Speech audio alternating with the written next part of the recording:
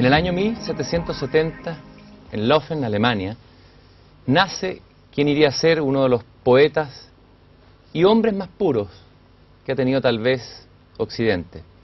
Me refiero al así llamado divino Hölderlin. Federico Hölderlin fue desde niño amante de la naturaleza y amante de los viejos mitos del mundo clásico, amante de los griegos fundamentalmente. Él soñaba con que alguna vez esos dioses que estaban abandonando el mundo volvieran de nuevo a Alemania. Y escribió en Hiperión un diálogo muy potente. Es la conversación entre Hiperión y Belalmino, pero es de alguna manera su propia voz la que entra en esta conversación. Dice Hiperión: ser uno con todo, esa es la vida de la divinidad, ese es el cielo del hombre. Ser uno con todo lo viviente, volver en un feliz olvido de sí mismo al todo de la naturaleza. Esa es la cima de los pensamientos y de las alegrías. Esta es la sagrada cumbre de la montaña, el lugar del reposo eterno donde el mediodía pierde su calor sofocante y el trueno su voz y el hirviente mar se asemeja a los trigales ondulantes. A menudo alcanzo esta cumbre, Belarmino, pero un momento de reflexión basta para despellarme de ella, para caer.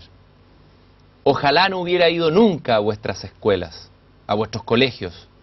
La ciencia, a la que perseguí a través de las sombras, de la que esperaba con la insensatez de la juventud la confirmación de mis alegrías más puras, es la que me ha estropeado todo. Oh sí, el hombre es un dios cuando sueña y un mendigo cuando reflexiona.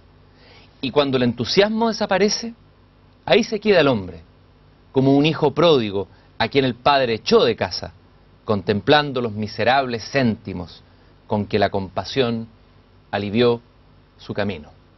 Y escogí esta hermosa cita del libro Hiperión, del divino Federico Hölderlin, porque vamos a tener una hora de banquete. Vamos a tener un banquete en que vamos a hablar de dioses desaparecidos, o tal vez aún vivientes. Vamos a hablar de mitos. Vamos a acercarnos a ese mundo que cada vez se nos va en este tiempo contemporáneo. Y para eso tenemos a una especie de alma gemela de Federico Hölderlin, pero que vive en Chile. Ella nació en Italia, tierra de leyendas y tierra de mitos y tierra de dioses, pero se vino a Chile y se quedó en Chile. Y ha sido una suerte de aventurera del espíritu, una viajera, una guerrera también, que ha mantenido durante 20 años un milagro en este país donde no se valoran las cosas del espíritu. Ha dirigido un centro de estudios clásicos de la Universidad Metropolitana de Ciencias de la Educación, y ahí en el viejo pedagógico entre las bombas lagrimógenas, Giuseppina Gramático, amante del mundo clásico, enseña Orfeo, habla todavía Antígona y hace volar a sus alumnos con ese entusiasmo que la caracteriza. Quiero agradecerte, Giuseppina, a que estemos aquí en esta belleza nueva. Quiero agradecer a ti que me haya vuelto a invitar, a riesgo de que tus oyentes se cansen de mí. Bueno, yo no me canso nunca de hablar contigo y de volar hacia el espíritu. Vivimos en tiempo que el mismo Hölderlin definió como de miseria para el espíritu. Es decir, hoy día es poco frecuente escuchar en las conversaciones hablar temas del espíritu, casi como si el espíritu fuera una antiguaya. Sin embargo, tú has mantenido esa antorcha viva aquí en Chile, que es un país difícil de hacer estos proyectos, de llevar adelante, con lo que el mismo Hölderlin hablaba, con entusiasmo y con pasión. ¿Cómo fue que llegaste, Giuseppina, a enamorarte, en el fondo, a dedicar tu vida a estudiar esto que puede parecer inútil o aparentemente sin un resultado concreto en la vida cotidiana, el estudio del mundo clásico, dedicar tu vida a eso? En mi tiempo, muy atrás, se empezaba el latín a los 11 años. 11 años. Y el griego a 14. Era muy difícil no enamorarse de lo clásico. Además, yo soy hija de una profesora de latín y historia, por lo tanto, lo tenía en casa también. En esos años era haber empezado eso a tan temprana edad, fue importantísimo para mí. Me sentí de repente muy orgullosa de saber latín, porque en ese entonces las misas se decían en latín. Nosotros somos una familia católica. Y yo me sentía sumamente orgullosa de poder entender lo que el sacerdote decía, de poder contestar. Y de sentirme parte de un todo enorme de grande, en todas partes del mundo. La iglesia con su mensaje llegaba. Y yo podía entenderlo. Eso era para mí una maravilla. Así que empecé con el latín. ¿Y cómo se estudiaba el latín? ¿Era como el típico rosa, rosae, rosarum, las declinaciones? Claro que sí. ¿Ya? Era muy complicado. Creo que en alguna ocasión te he dicho, un cuadernito con 5 columnas verticales. Una primera oración muy simple en italiano, el análisis lógico, el análisis gramatical, el vocabulario en latín y la traducción. Y a veces también la traducción bella. Primero la traducción, casi una transliteración, y después una traducción adecuada en un buen italiano.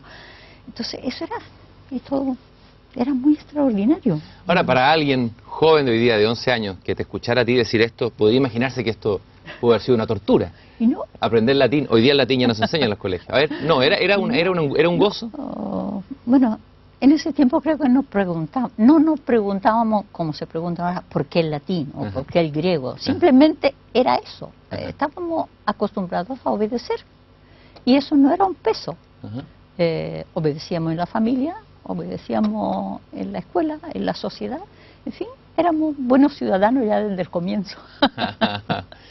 Así que fue muy importante. Además, tenía que arreglármela sola cuando tenía una complicación, porque mi mamá, justamente porque era profesora de latín, no quería saber nada conmigo.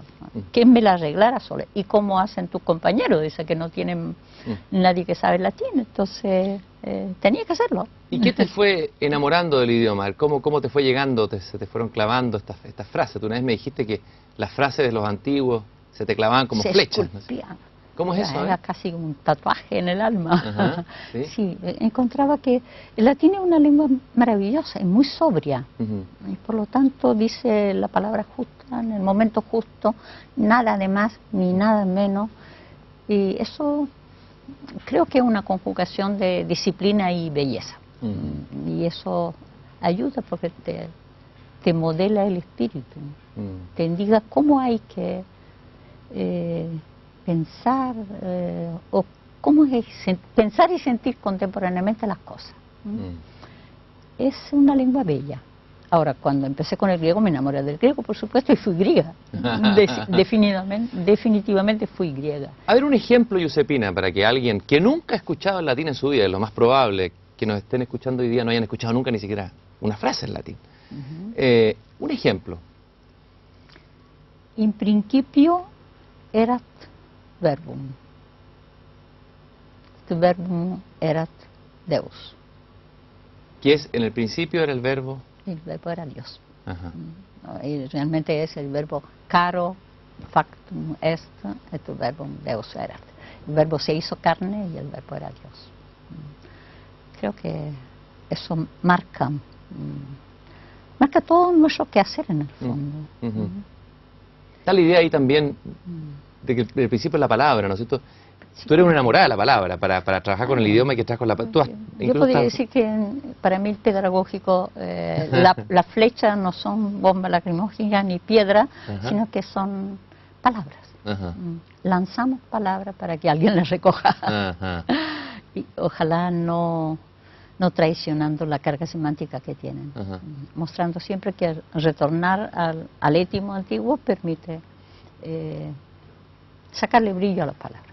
¿Por qué son tan importantes para el ser humano las palabras? Las bellas palabras, desde luego. Porque tú has hablado mucho de la palabra bello, belleza, aparece en cada una de tus frases. ¿Por qué las bellas palabras son tan importantes de ser lanzadas? Todas las palabras son importantes cuando son verdaderas. Cuando no hay una traición de la palabra, cuando están retratando tu estado de ánimo o la realidad que tú en ese momento quieres mostrar. El problema es cuando la palabra o es desechable, o es fingida, o responde a una conveniencia, porque eso es absolutamente dramático. O sea, las palabras tienen que ser verdaderas y tienen que ser también gratuitas. Gratuita. Tiene que salir de adentro, tiene que salir del silencio. Ajá. Ahora tú me preguntas y no sé dónde tengo la palabra para contestarte, evidentemente.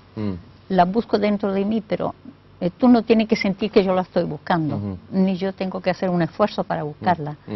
Tiene que salir simplemente de esa especie de concentración interior que tenemos adentro, si son veraces. Hoy día vivimos en un tiempo de mucho ruido, el sonido y la furia, como diría Demasiado, Faulkner, ¿no es cierto? Mucho ruido, mucha furia, pocas palabras verdaderas. Y tú has hablado del silencio. Tienes ahí justamente un número de una de las revistas especiales que tú haces en la universidad. El silencio, palabra y acción.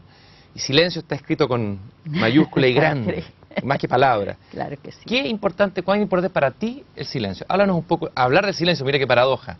Tratemos de hablar o trátanos de hablar del silencio, de ese bien tan escaso hoy día. Es difícil hablar del silencio. No debiera hablarse del silencio, debiera uno sentirlo nada más. Pero es evidente que como todo lo humano y lo divino nos coloca como en un punto, en una dimensión, ¿verdad? Ese punto que es se asoman los labios, ¿ya? Entonces, en el momento que se asoman los labios, todavía no tiene cuerpo sonoro. Está adentro, está en nuestro espíritu, se va apenas como formando, configurando su cuerpo sonoro, y después sale, ¿verdad? Y llega al otro.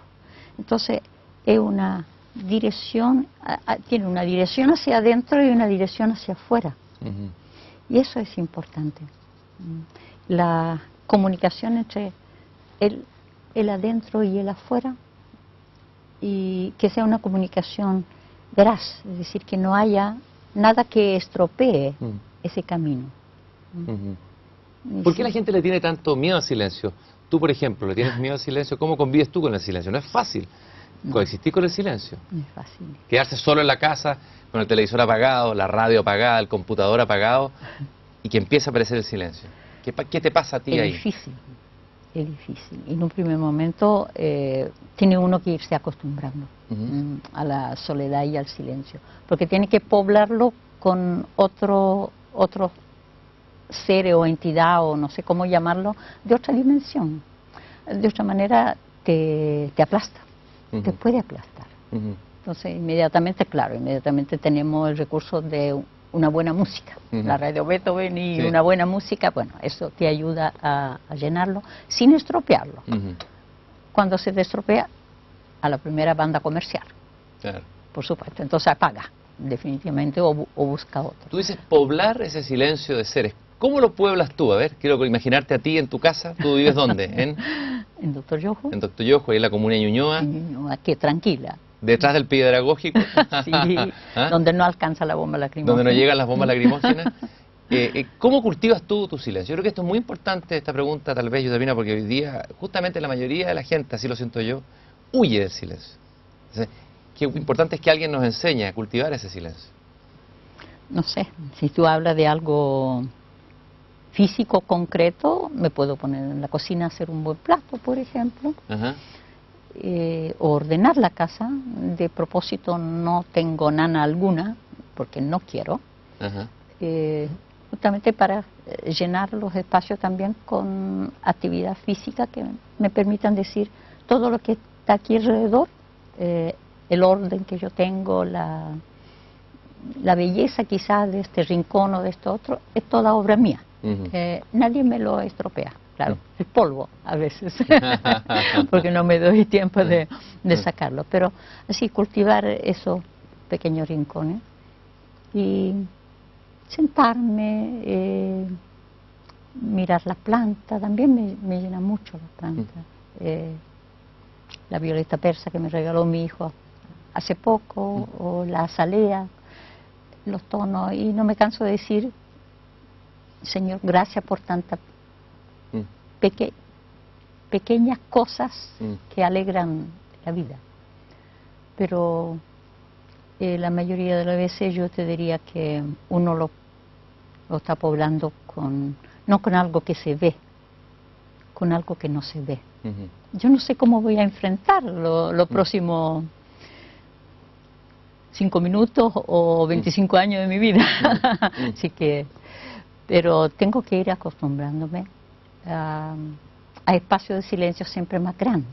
¿Hay alguno de los autores clásicos que tú has estudiado, ya que hay un libro entero, que nos dé una pista desde el mundo clásico sobre el tema del silencio?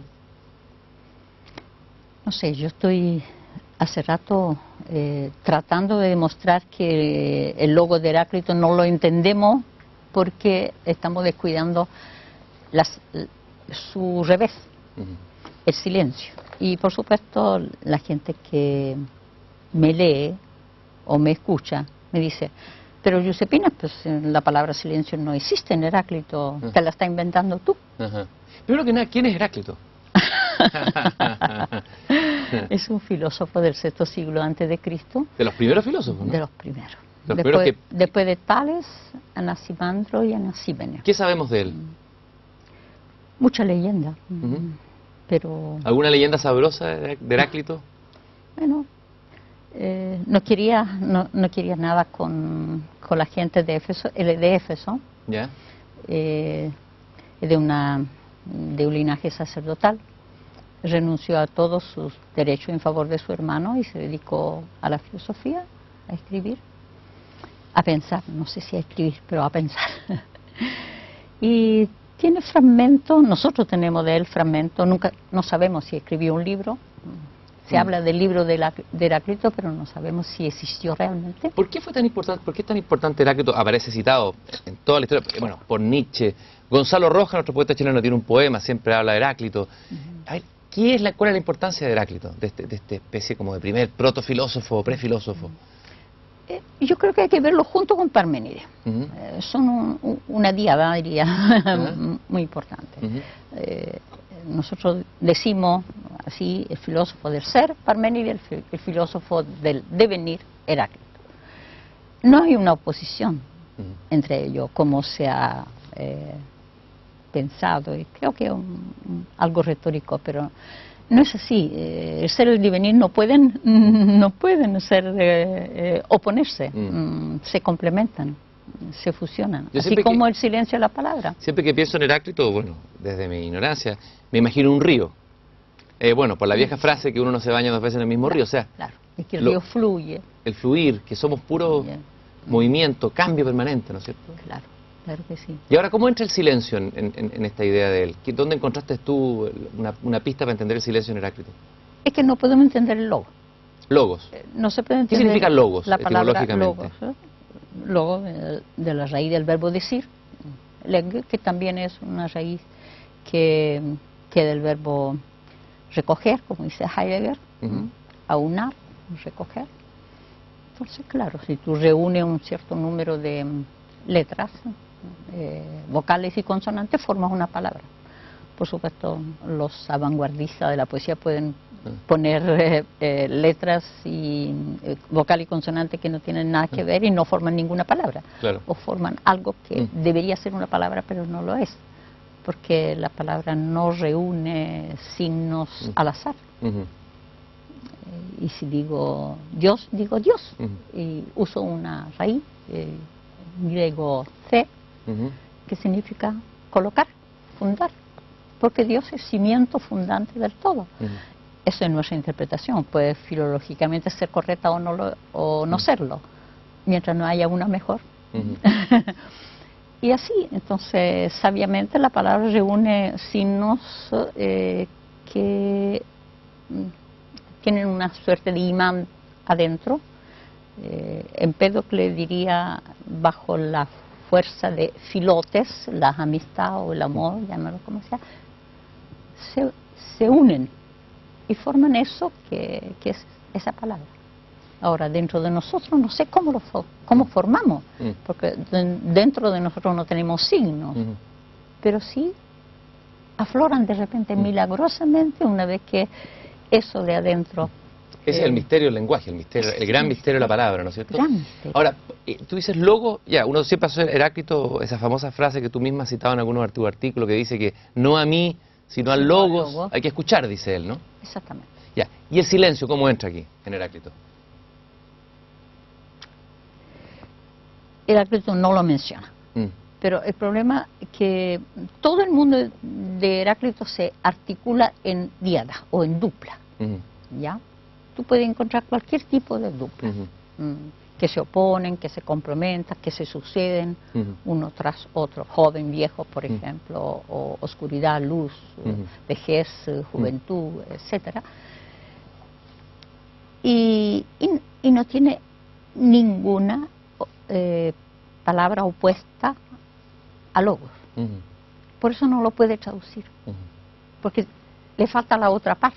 Para mí como que está un poco cojo.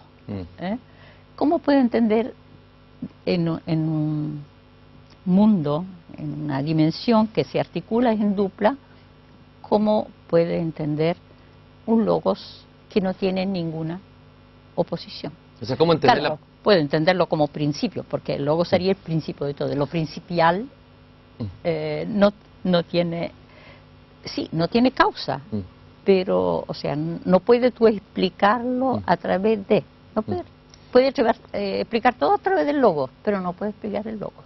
O sea, la palabra y el yo silencio. Yo pienso que puedas haber, eso por supuesto puede ser una voladura mía, tengo que fundamentarla. Y trato de fundamentarla. Porque en una educación como la griega, que es musical por excelencia, algo que no tiene, una nota que no tiene su opuesto, pierde como densidad, espesor. ¿Qué sentido tiene hoy día estudiar, por ejemplo, a los griegos? Pareciera que estamos viviendo en una posmodernidad, que venimos del fin de la modernidad, que ya ha desaparecido lo sagrado completamente del mundo. Y pareciera que el mundo griego queda casi como una especie de curiosidad de museo, casi una curiosidad folclórica para filólogos. Pero me da la impresión que tú has hecho un camino, por un lado, muy riguroso de estudiar esto, filológicamente, etcétera. Pero también siempre en tus artículos y en tus clases, en lo que tú haces, hay un intento como de unirlo con la vida, con hoy día. Por supuesto. ¿Por qué los griegos el mundo griego antiguo es tan importante hoy día? Podría parecer lo contrario. ¿Ah? Es muy vital. Yo creo que justamente por eso que dices tú, porque venimos de una modernidad y de una posmodernidad que al parecer borró todo. Está borrándolo todo. Ahora hay que empezar de nuevo. La vida del espíritu no cesa porque a nosotros hombres simplemente se nos ocurrió que eso estaba obsoleto o que estaba pasado de moda. La vida del espíritu nunca va a ser obsoleta. Entonces tenemos que encontrar el modo para reiniciar, reatizar esa chispa. Y qué mejor que los griegos, que lo sintieron por primera vez con tanta fuerza. ¿Qué le debemos nosotros los griegos? Todo. El hecho de estar aquí parados, todo. Pero lo más importante, de lo que somos, sin darnos cuenta a lo mejor. No sé, quizá la dimensión estético-ética de la belleza entendida no como simplemente belleza, como belleza verdad, como belleza bondad. Quizá, sobre todo, belleza verdad. Porque una belleza... nada que no sea verdadero puede ser bello. ¿Puede haber una belleza no verdad? Sería una ficción. Bueno, las musas en Hesíodo nos dicen eso. Nosotras, dice, podemos cantar ficciones, cosas semejantes a la verdad, pero que no son verdad. ¿Es como el canto de la sirena? Pero, no sé si es como el canto de la sirena, es algo más. Por primera vez, y por eso Hesíodo alguna vez considerado el primer filósofo de Grecia, sin ser un filósofo, justamente por esa frase de la teogonía en boca a la musa, que Hesíodo pone en boca a la musa, que dice que pueden decir cosas mendaces, pero si quieren, puede decir verdad. Entonces, la filosofía cuelga de ese sí queremos. Habría que ver cómo lo hacemos nosotros, ¿verdad? En qué momento en nuestro espíritu se plantea esa necesidad del deseo de lo verdadero. No sé cómo, evidentemente está ahí detrás una inspiración. Tú a veces convocas, siempre estás convocando a seminarios, nos llegan invitaciones tuyas de correo, el entusiasmo, organizas viajes a Grecia, seminarios en la UMCE, por ejemplo. La otra vez organizaste algo en torno a la verdad. ¿Qué es la verdad, no? Quod veritas. Y yo dije, wow, qué invitación tremenda. Además, decir hoy día verdad con B mayúscula es políticamente incorrecto. A ver, quod veritas. ¿Qué es la verdad? Quid veritas, perdón. Es increíble. A ver, hablemos un poco de la verdad, esa palabra un poquito gastada y mal usada también, ¿no? Mal empleada muchas veces. En nombre de la verdad se han hecho barbaridades. Claro. A ver, ¿qué has descubierto tú de la verdad? Esa palabra tan... Sí, hay dos vertientes. Si usamos la palabra verdad, veritas, es latina, ¿ya? Y entonces nos remite al adjetivo verum. Y alguien, no sé si es una voladura también filológica, alguien ha relacionado verum con verbum. Justamente porque algunas veces la palabra traiciona la verdad. Y entonces no es verbum propiamente tal. El otro es la dimensión griega, donde verdad es aletheia, descubrimiento. Qué bonita palabra esa. Aletheia se dice. Muy bien. Significa descubrir Aletheia, la verdad, descubrimiento de la verdad. Claro. Y sacar del olvido. Está la alfa que niega y la palabra lece, o el verbo lanzano, ocultar. La palabra lece, ocultamiento, por lo tanto, olvido.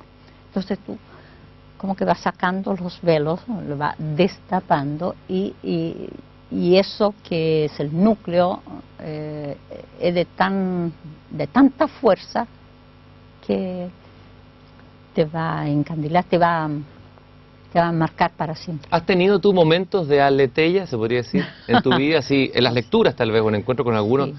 ¿Qué momentos recuerdas tú? Que tú digas, ahí se desocultó la verdad, ¿cierto? Apareció lo que estaba escondido.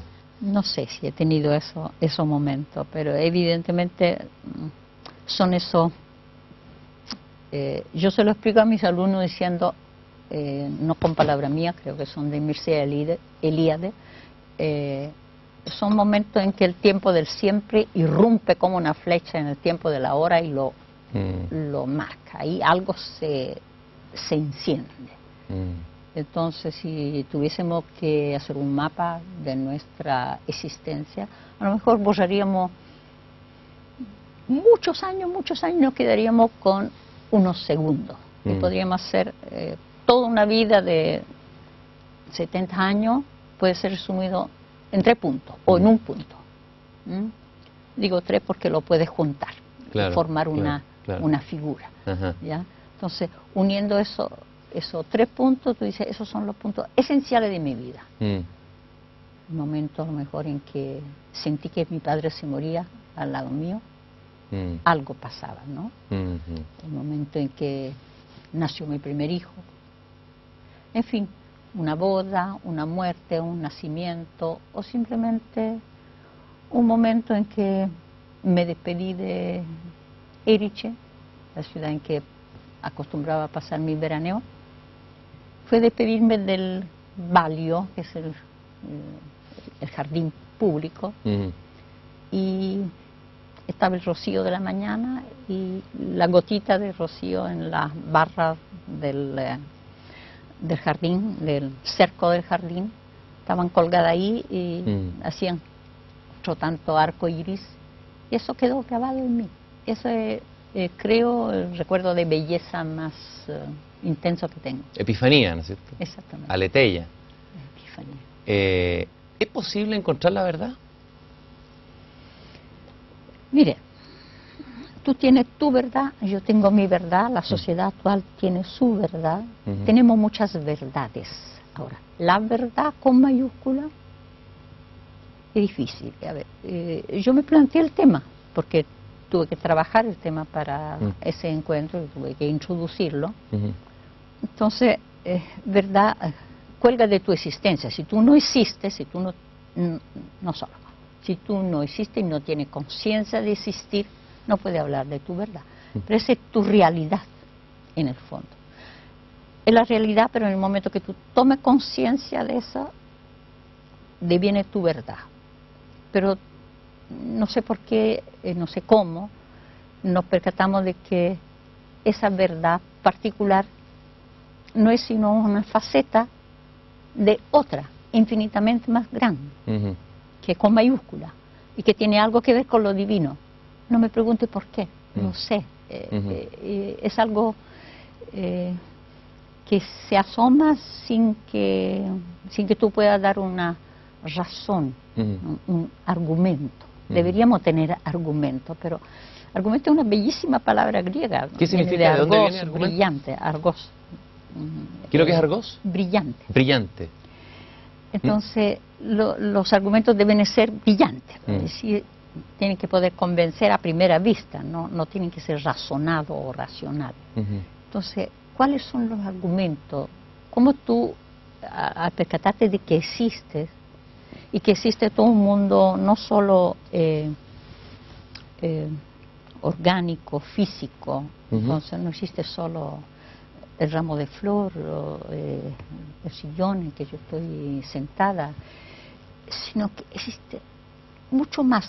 Entonces, en la medida que tú te percatas de que eso, de que todo aquello que es palpable, medible, no es simplemente un efecto de una causa infinitamente más grande, infinitamente más alta, que tú apenas logras vislumbrarla. Entonces ahí se percata que todas las verdades, como todas las ideas platónicas, vienen de una gran idea, la idea del bien, por ejemplo, en el caso de Platón. Aquí nosotros también pensamos que hay una verdad y que esa verdad coincide con Dios, y no hay forma de reducirla a otra cosa. Las otras son verdades. Estaba pensando que estas ideas, lo que habla Platón, hemos olvidado, que hay que recordar aquello, ese mundo que se perdió. Puede ser que andemos un poco noqueados, aturdidos, ¿no? Hoy día en el mundo contemporáneo, ¿no? Andamos como aturdidos, ¿no? Hay un gran olvido. Hemos olvidado tal vez lo más importante, lo que tú has dicho, el espíritu. Tú has citado mucho lo divino. Otra palabra desprestigiada hoy día o gastada. La primera afirmación que te quiero hacer como provocación es decirte que lo dijo el mismo Hölderlin, que los dioses nos abandonaron. Los dioses abandonaron el mundo. Si yo te digo eso, ¿qué me contestas tú? Bueno, otras veces creo haberte contestado. Somos nosotros que hemos abandonado a los dioses, no los dioses que han abandonado. A ver, ¿cómo es eso? No es posible. No sería posible que los dioses abandonaran al mundo. Ellos han configurado un orden en que todos nosotros existimos y nos movemos, hasta un himno de Cleantes, un estoico griego, que nosotros prácticamente repetimos en la liturgia cristiana, que en él vivimos, nos movemos y somos. En él somos. Y lo mismo podríamos decir de la verdad. En ella somos. Toda vez que las abandonamos, estamos traicionando. Pero no solo traicionándola a ella, traicionándonos a nosotros mismos. Porque en la medida que existimos, formamos parte de esa verdad. Solo que somos minúsculas facetas de la verdad grande, inmensa, que nos desborda. Y justamente eso que nos desborda es lo importante. Heráclito mismo hablaba de eso a propósito de la ley divina, otra vez, ¿no? El nomos theios.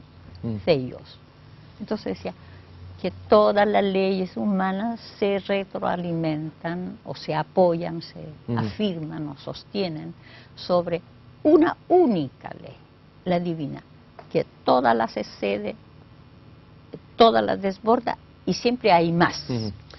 Yo te hablé de los dioses porque también esta pluralidad olímpica me parece maravillosa del mundo antiguo. Entendiendo que obviamente el Dios único tiene también un valor maravilloso y bello, etcétera, pero esta pluralidad, que haya muchos dioses, me parece que le da una riqueza al mundo antiguo. De todos los dioses del Olimpo, ¿cuál es tu dios preferido? ¿O tu diosa preferida? Tráenos un dios a presencia, Josefina. Apolo. ¿Apolo es el que más te gusta? Apolo y Atenea, para Ya. decir A mí Atenea me la gusta. sabiduría y el brillo. ¿Cómo era Apolo? A ver si lo pudiéramos ver visualmente. El más bello efebo griego que tú puedas imaginar. Ajá. Bueno, las estatuas griegas, tú no sabes nunca si son estatuas de un efebo o estatuas de un dios. Ajá, claro. Porque los griegos parece que lograron percatarse que cuando el ser humano adquiere una belleza o una dignidad, mejor, más que belleza, ¿no? Una dignidad, casi una majestad fuera de lo común, es porque se acerca a Dios.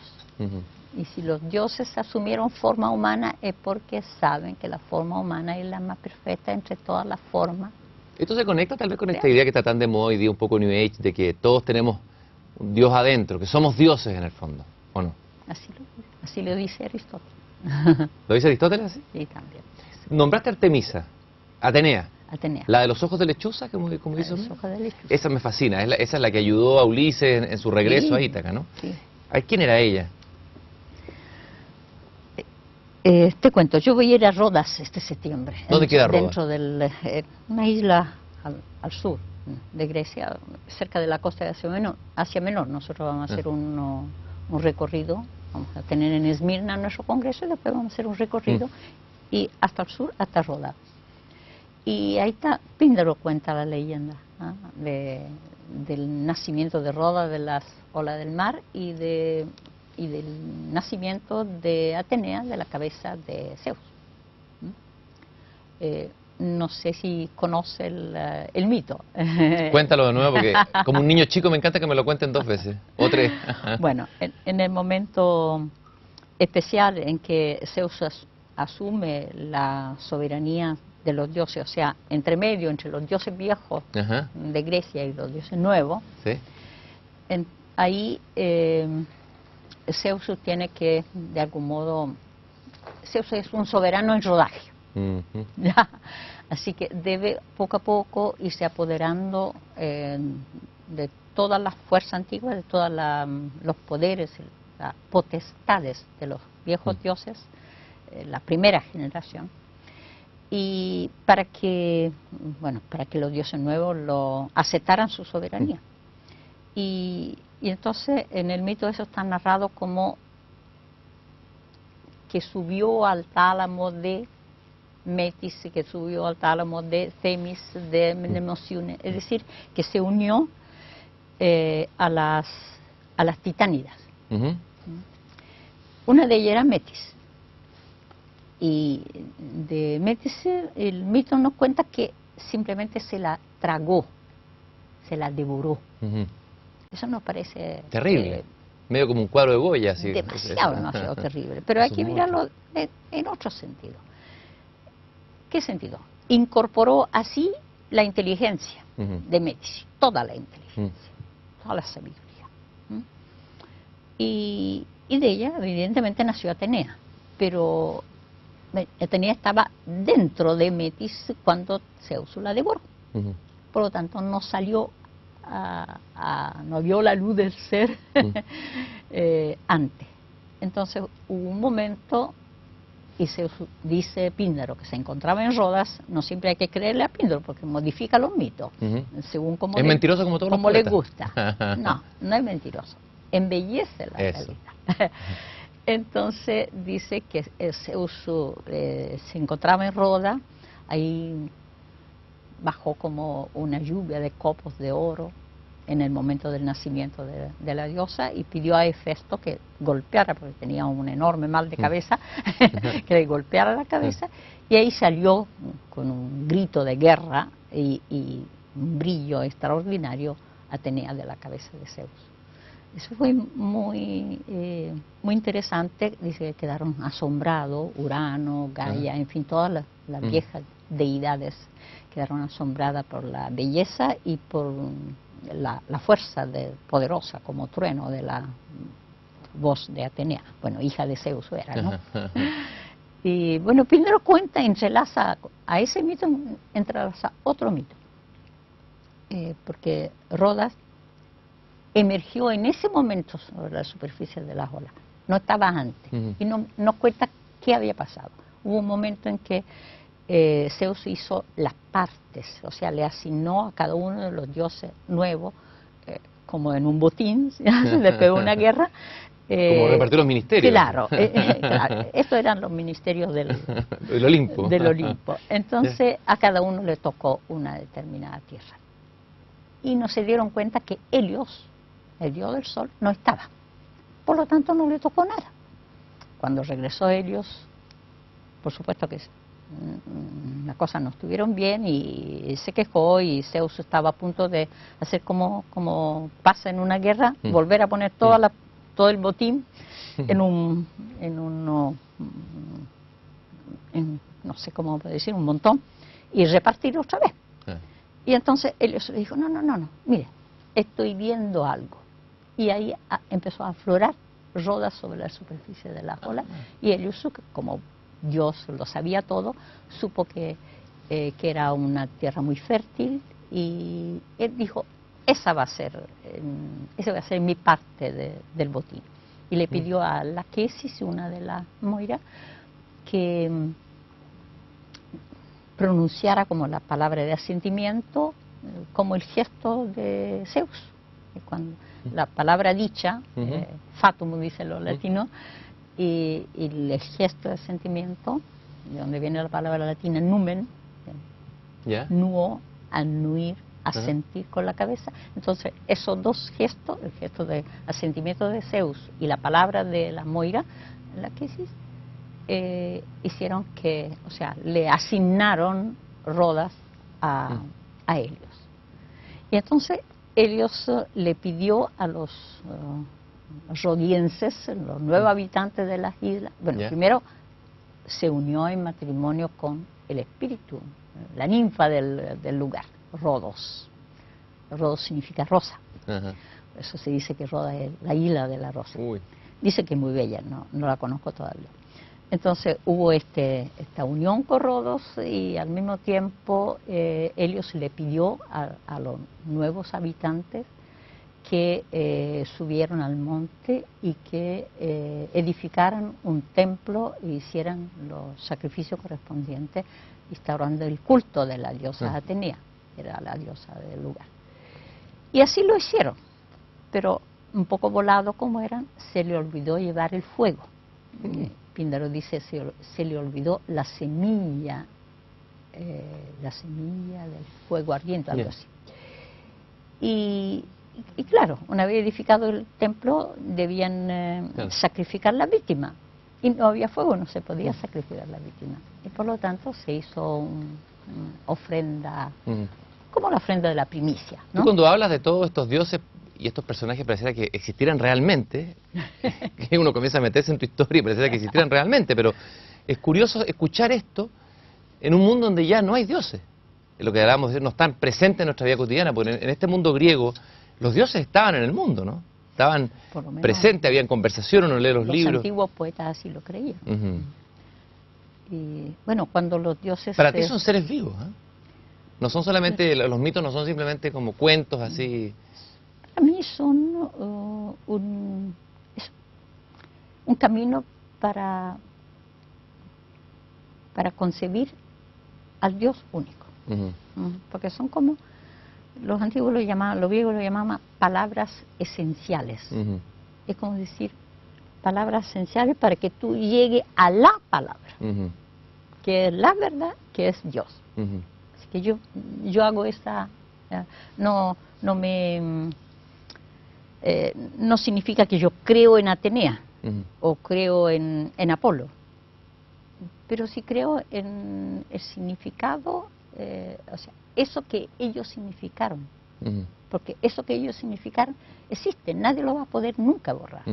Con toda nuestra paganidad no podemos. Lo divino se resiste a ser aplastado. Por suerte, diría yo. Hablaste de Píndaro, una de tus pasiones es Píndaro. Hay dos poetas fascinantes, no tenemos tiempo de verlo todo, pero quizás como pequeños bocados. Y dije al comienzo que esto iba a ser un banquete del mundo antiguo. Uno es Píndaro y la otra es Safo, Safo de Lesbos. Quizás me gustaría partir por Safo de Lesbos, esta poeta misteriosa de la cual quedan solo fragmentos, que escogieras tú un fragmento bello que pudiéramos leerlo acá.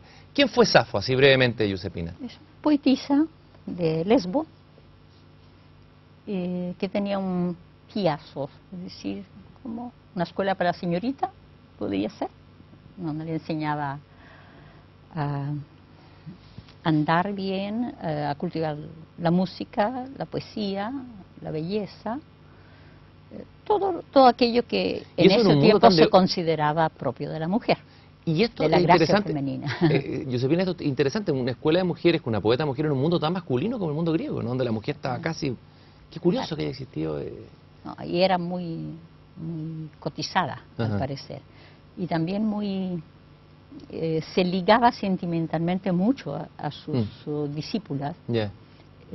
Digamos que se enamoraba cada vez de ella y ellas de Pero ella, amor, no en el sentido... ¿era un amor lesbiano, como se ha dicho? Bueno, vez? Evidentemente nosotros siempre lo achicamos todo, lo vamos reduciendo todo. Probablemente había algo de sentimiento físico. Es posible que lo haya habido. No sé si podemos llegar hasta el lesbianismo porque a mí me lo estropea demasiado eso, pero ella tenía mucho cariño por sus discípulos y cuando alguna se le iba, sobre todo si se le iba a la escuela de una rival, se ponía muy triste. Creo que marqué una... ¿Qué nos va a regalar de Safo de Lesbos? Justamente En el original primero. El original. Para escuchar la música de ese griego. No tengo lentes, pero sí, debo tener lente ahí. Esta una poesía que ella escribe para una de sus discípulas que se llama Gongyula. Dice, Gongyula, pefanti lavoisa. No se reconocen las palabras porque está no importa, fragmentada.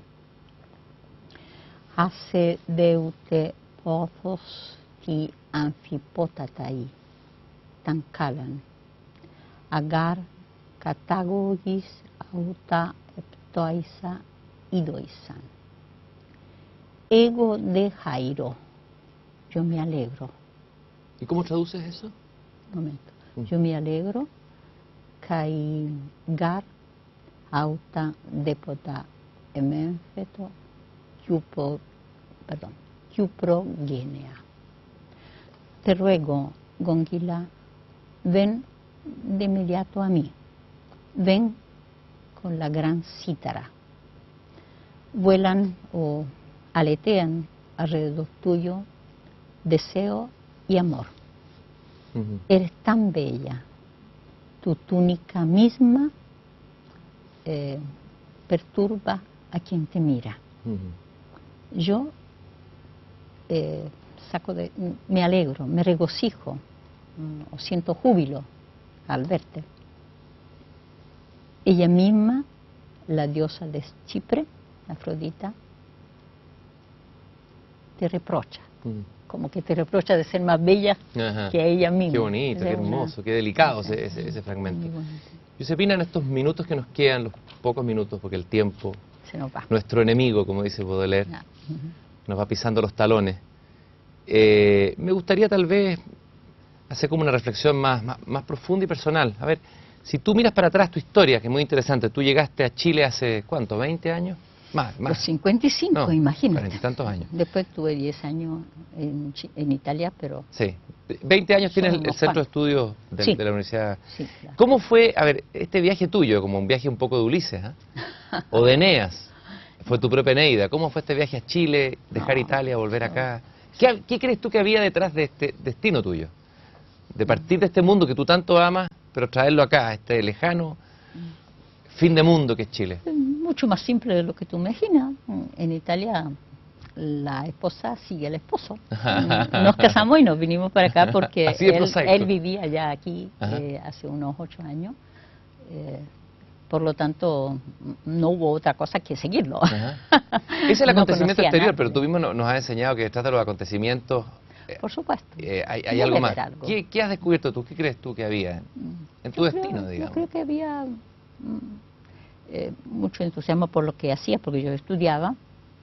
estaba haciendo concurso de cátedra, había ya aprobado mis exámenes escritos, tenía que hacer los orales. Pero creo que cuando uno tiene 25 años probablemente empieza a preguntarse si la vida es solo eso. Solo libro, solo estudio, por grande que sea eso. Creo que se necesita algo más. Como el ser mujer no es completo. Dentro de mí probablemente deseaba un amor, hijos, una familia mía. Y creo que detrás de eso, detrás de ese sí, que fue dicho muy rápidamente porque nos casamos en 2 meses y nos venimos, y bueno, esa fue una aventura. Yo no conocía ni lengua, ni el país, ni nada. Y mi marido estaba aquí hace 8 años. Entonces, eso también fue una aventura. Mi marido podría haber tenido una legión de diamantes, no la tuvo, por suerte. Tus amantes fueron los poetas, Píndaro, Píndaro, Homero. Así que mi marido me quiso mucho. Yo aprendí a querer, porque se aprende a querer. Y bueno, tengo la alegría de poder decir que en el 75, cuando él falleció, lo quería muchísimo más que en el 55 cuando nos casamos. Es decir, que construimos una vida en conjunto y fue muy hermoso. Me gustaría terminar y cerrar el programa con que tú me citaras esos versos que yo aprendí de ti, de un poeta que se llama Salvatore Quasimodo, que yo creo que resumen todo lo que hemos conversado, de manera poética, y además dejan un misterio. Son el misterio del hombre, el misterio que somos, el hombre y la mujer, el ser humano en el fondo. ¿Cómo son esos versos en italiano? ¿Te los recuerdas? L'uomo sta solo sul cuor della terra, trafitto da un raggio di sole, ed è subito sera.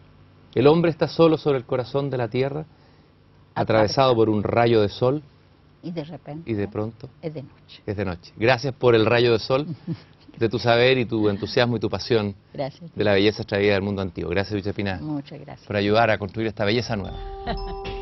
Muchas gracias.